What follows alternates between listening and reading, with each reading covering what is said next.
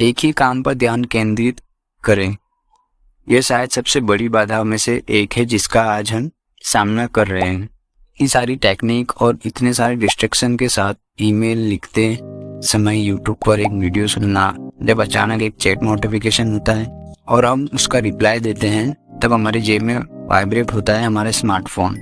जैसे ही हम उस मैसेज का जवाब देते हैं, हम अपने कंप्यूटर पर वापस आ जाते हैं, फेसबुक पर लॉगिन करते हैं। जल्दी 30 मिनट बीत चुकी होती हैं और हम दरअसल भूल जाते हैं कि हम जो ईमेल लिख रहे थे वो किस बारे में होना चाहिए था। ऐसा कभी कभी तब भी होता है जब हम रात के खाने के साथ मूवी देखते हैं और जब तक हम आखिरी निवाला नहीं ले लेते तब तक सामान मछली कितनी स्वादिष्ट थी इसका एहसास नहीं होता। हम अक्सर सोचते हैं कि कार्यों के संयोजन से हमारा समय बचेगा, लेकिन वैज्ञानिक प्रमाण करते हैं कि इसका विपरीत प्रभाव पड़ता है। मल्टीटास्किंग में अच्छे होने का दावा करने वाले लोग भी बहुत प्रोडक्टिव नहीं होते हैं। वास्तव में वे सबसे कम प्रोडक्टिव लोगों में से होते हैं। हमारा दिमाग लाखों सूचनाओं को ग्रहण कर सकता है, लेकिन वास्तव में प्रति सेकंड कुछ दर्जन ही संसाधित कर सकता है। जब हम कहते हैं कि हम मल्टीटास्किंग कर रहे हैं, तो वास्तव में हम जो कर रहे हैं वो बहुत तेजी से कार्यों के बीच में आगे और पीछे स्विच कर रहे हैं। दुर्भाग्य से हम पैरेलल प्रोसेसिंग में कुशल कंप्यूटर नहीं हैं। हम उनमें से एक को अच्छी तरह से करने पर ध्यान केंद्रित करने के बजाय अपनी सारी ऊर्जा कार्यों के बीच बारी बारी से खर्च कर देते हैं। यह एक समय में एक चीज पर ध्यान केंद्रित करना फ्लो प्राप्त करने का सबसे महत्वपूर्ण कारण हो सकता है। सिग्जन-विहांस के अनुसार किसी कार्य पर ध्यान केंद्रित करने के लिए हमें उसकी आवश्यकता होती है। एक, व्याकुलता मुक्त वातावरण में रहना। दूसरा, हर पल हम जो कर रहे हैं उस पर नियंत्रण रखना। टेक्नोलॉजी महान है अगर हम इसके नियंत्रण में हैं। यह इतना अच्छा नहीं है अगर ये हमें नियंत्रित करता है। उदाहरण के लिए, यदि आपको एक रिसर्च पेपर लिखना है तो आप अपने कंप्यूटर पर बैठ सकते हैं और अपने आवश्यक जानकारी खोजने के लिए गूगल का उपयोग कर सकते हैं। हालांकि यदि आप बहुत अनुशासित नहीं हैं तो आप उस पेपर को लिखने के बजाय वेब पर सर्फिंग कर सकते हैं। उस स्थिति में गूगल और इंटरनेट ने आपको अपने प्रभाव की स्थिति में बाहर खींच लिया होगा।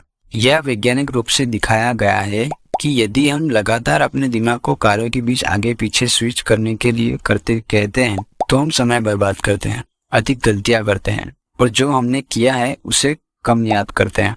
क्लिफोर्ड इवरनास द्वारा स्टैनफोर्ड विश्वविद्यालय में किए गए कई स्टडी बताते हैं कि हमारी पीढ़ी मल्टीटास्किंग की महामारी से पीड़ित है। इस तरह के एक अध्याय से सैकड़ों छात्रों के व्यवहार का विश्लेषण किया। उन्हें उन चीजों की संख्या के आधार पर समूहों में डिवाइड किया जो वे एक बार में करते थे। जो छात्र मल्टीटास्किंग के सबसे अधिक आदी थे वो आमतौर पर 4 से अधिक कार्यों के बीच बारी बारी से काम करते थे। उदाहरण के लिए, बुक पढ़ते समय नोट्स लेना, पॉडकास्ट सुनना, मैसेज का उत्तर देना, अपने स्मार्टफोन पर लंबे और खुशहाल जीवन के लिए और कभी कभी अपने ट्विटर टाइमलाइन की जांच करते हैं। छात्रों के प्रत्येक समूह को कई लाल और कई नीले तीर के साथ एक स्क्रीन दिखाया गया। व्यायाम का उद्देश्य लाल तीर की गिनती करना था। सबसे पहले सभी छात्रों ने तुरंत सही जवाब दिया। बहुत परेशानी के बिना जैसे जैसे नीले तीरों की संख्या बढ़ी, लाल तीर की संख्या एक ही रही, केवल उनकी स्थिति बदल गई। हालांकि मल्टीटास्किंग के आदी छात्रों को एलोटेड समय में लाल तीर की गिनती करने में गंभीर परेशानी हुई। यह जितनी जल्दी छात्रों ने किया, आदतन मल्टीटास्कर नहीं। एक बहुत ही सरल कारण के लिए वे नीले तीर से विचलित हो गए। उनके दिमाग को हर उत्तेजना पर ध्यान देने के लिए प्रशिक्षित किया गया था, चाहे इसके महत्व की परवाह किए बिना, जबकि अन्य छात्रों के दिमाग को एक ही कार्य पर केंद्रित करने के लिए प्रशिक्षित किया गया था। इस मामले में लाल तीर की गिनती और नीले लोगों को अनदेखा करना। अन्य स्टडीज से संकेत मिलता है कि एक बार में कई चीजों पर काम करना हमारी प्रोडक्टिविटी को कम से कम 60% और आईक्यू को 10 से अधिक अंक से कम करता है। Studies council for working life and social research द्वारा वित्त पोषित स्टडी में पाया गया कि 20 और 24 वर्ष की आयु के बीच 4000 से अधिक युवा वयस्कों का एक नमूना समूह जो वो स्मार्टफोन के आदी थे, उन्हें कम नींद मिली। उन्होंने समुदाय से कम जुड़ा हुआ महसूस किया स्कूल में और डिप्रेशन के संकेत दिखाने की अधिक संभावना थी। इस प्रभाव बाधित महामारी के शिकार होने से बचने के लिए हम क्या कर सकते हैं? हम एक ही काम पर ध्यान केंद्रित करने के लिए अपने दिमाग को ऐसे प्रशिक्षित कर सकते हैं। विकर्षणों से मुक्त स्थान और समय बनाने के लिए यहाँ कुछ विचार दिए गए हैं, जिससे फ्लो की स्थिति तक पहुँचने की हमारी संभावना बढ़ जाती है। इस प्रकार हमारे इकिगाई के साथ संपर्क हो जाता है। जागने के पहले और सोने से पहले के आखिरी घंटे में किसी भी स्क्रीन को ना देखें। फ्लो प्राप्त करने से पहले अपना फोन बंद कर दें। इस दौरान आपके द्वारा चुने गए कार्य से ज़्यादा महत्वपूर्ण कुछ नहीं है। यदि यह बहुत चरम लगता है तो डू नॉट डिस्टर्ब फंक्शन को एक्टिवेट करें, ताकि आपात स्थिति में केवल आपको निकटतम लोग ही आपके संपर्क कर सकें। सप्ताह का एक दिन, शायद शनिवार या रविवार, तकनीकी उपवास का एक दिन निर्दिष्ट करें, जो केवल ई रीडर, बिना वाईफाई के, या MP3 प्लेयर, कैफे जहां वाईफाई ना हो। ईमेल को दिन में केवल 1 या 2 बार पढ़ें और उनका जवाब दें। उन समयों को स्पष्ट रूप से परिभाषित करें और उनसे चिपके रहें। एक पोमोडोरो तकनीक आजमाएं। खुद के लिए किचन बनाएं। कुछ को पोमोडोरो या टमाटर की तरह दिखने के लिए बनाया गया है, और जब तक यह चल रहा है तब तक एक ही काम पर काम करने के लिए प्रतिबद्ध है। पोमोडोरो टेक्निक प्रत्येक चक्र के लिए 25 मिनट के काम और 5 मिनट के आराम की सिफारिश करती है, लेकिन आप 50 मिनट का काम और 10 मिनट का आराम भी कर सकते हैं।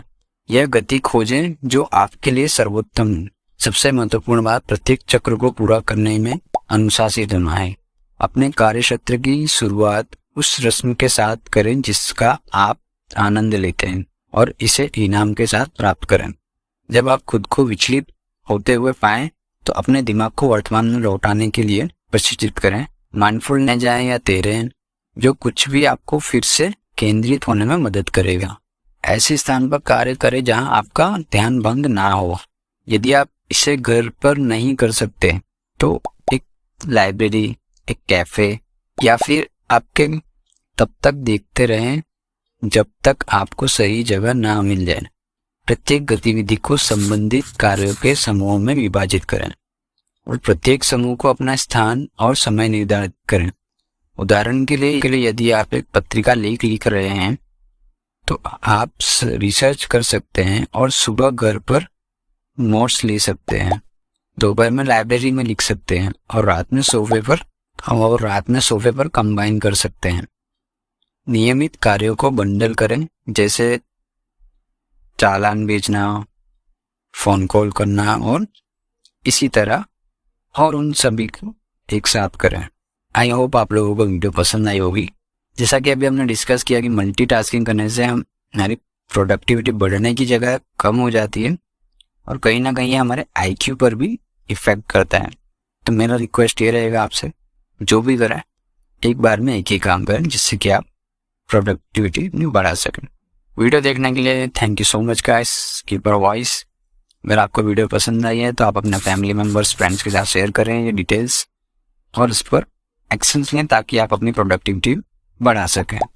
Thank you.